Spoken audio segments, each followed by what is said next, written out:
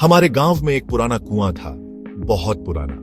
गांव वालों का कहना था कि उसमें एक चुड़ैल रहती है। कहते थे कि जो भी उस कुएं के पास गया वो कभी वापस नहीं आया। बच्चे डरते थे, बूढ़े डरते थे, सब डरते थे। एक दिन हमारे गांव में एक नौजवान आया। वीर नाम था उसका। ताकतवर था, घमंडी था। उसने सुना लोगों को कुएं के बारे में बातें करते हुए। चुड़ैल? बकवास! वीर ने हंसते हुए कहा, ये सब मनगढ़ंत कहानियां हैं। गांव वालों ने उसे चेतावनी दी, मत जाओ वीर, वहां खतरा है। लेकिन वीर ने किसी की नहीं सुनी। अगली सुबह वीर सीधा कुएं की तरफ चल दिया। गांव वाले दूर से देख रहे थे, डर और उत्सुकता से।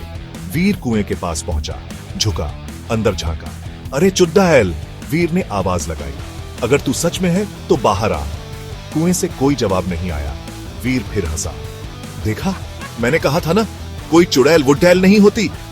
वो मुड्ढा और जाने लगा। तभी हवा तेज हो गई, धूल भरी आंधी चलने लगी। वीर को धक्का लगा, वो वापस कुएं की तरफ गिरने लगा। वीर ने खुद को बचाने की कोशिश की, लेकिन वो फिसल गया और सीधा कुएं में गिर गया। अंधेरा, ठंड और एक भयानक हंसी गूंजी। तो तू है वो मूर्ख जिसने मुझे चुनौती दी? एक कर्कश आवाज आई। वीर डर गया। उसने ऊपर देखा। कुएं के ऊपर से एक परछाई दिखाई दी। लाल आंखें चमक रही थी। वीर चिल्लाया, बचाओ, मुझे यहां से निकालो। लेकिन उसकी आवाज कुएं के अंदर ही गूंजती रही। कोई नहीं सुन सकता था। तभी गांव के पुजारी जी आए। उन्होंने अपनी शक्तियों का इस्तेमाल किया। एक रस्सी हवा में उड़कर आई और कुएं में उतर गई। वीर, पकड़ ढो! पुजारी जी ने आवाज लगाई। वीर ने रस्सी पकड़ ढी। धीरे धीरे उसे ऊपर खींचा गया।